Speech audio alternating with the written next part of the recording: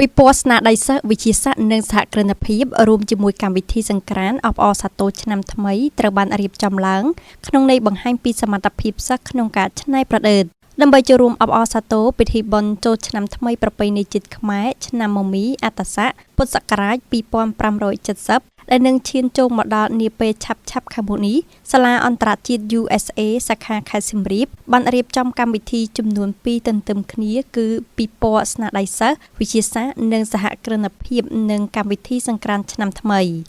នៅក្នុងពិធីពិព័រណ៍ស្នាដៃសិស្សវិទ្យាសាស្ត្រនិងសហគ្រិនភាពសាសានុសិស្សបានដាក់តាំងបង្ហាញនៅផលិតផលនិងគម្រោងច្នៃប្រឌិតជាច្រើនដែលកើតចេញពីការសិក្សានាពេលកន្លងមក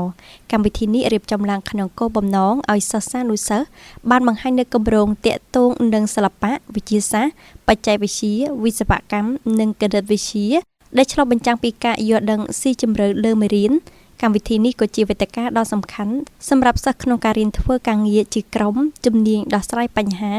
និងការប្រាស្រ័យទាក់ទងជាសាធារណៈជាពិសេសបណ្ដុះស្មារតីសហគ្រិនភាពនិងភាពជឿជាក់លើខ្លួនឯងតាមរយៈការបង្ហាញសមត្ថភាពទៅកាន់មហាជននិងអាណាព្យាបាលទន្ទឹមនឹងការបង្ហាញចំណេះដឹងសាលាក៏បានប្រែក្លាយបរិវេណសាលាទៅជាទីធ្លាសង្ក្រាន្តយ៉ាងមានរបៀបរៀបរយដើម្បីអបអរសាទរឆ្នាំថ្មីនិងថែរក្សានៅប្រពៃណីទំនៀមទម្លាប់វប្បធម៌ដ៏ល្អផូរផង់របស់ជាតិលោកគ្រូអ្នកគ្រូសាសានុសិស្សនិងអាណាព្យាបាលបានចូលរួមយ៉ាងកកកក្នុងការលេងល្បែងប្រជាប្រិយខ្មែររួមមានលាក់កន្សែងទាញព្រ័ត្រនិងបោះអង្គញ់បរិយាកាសកាន់តែរីករាយតាមរយៈការរាំលេងកម្សាន្តតាមចង្វាក់ប្រពៃណីដូចជារំវង់សារ៉ាវ៉ាន់និងឡាំលាវដែលបង្កើតបាននូវចំណងមិត្តភាពនិងសាមគ្គីភាពយ៉ាងស្អិតរមួត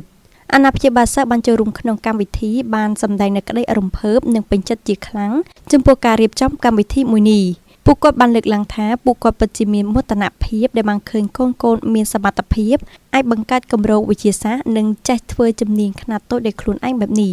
ការរៀបចំនេះមិនត្រឹមតែផ្ដល់ចំណេះដឹងផ្នែកសិក្សាប៉ុណ្ណោះទេប៉ុន្តែថែមទាំងបង្រៀនឲ្យពួកគេស្គាល់ពីតម្លៃនៃវប្បធម៌ខ្មែរតាមរយៈការលេងល្បែងប្រជាប្រិយថែមទៀតផងពួកគាត់ក៏សូមសរសើរដល់សាលាដែលបានយកចិត្តទុកដាក់បង្កើតកម្មវិធីដែលផ្ដល់ទាំងចំណេះដឹងនិងភាពសប្បាយរីករាយដល់កុមារផងដែរ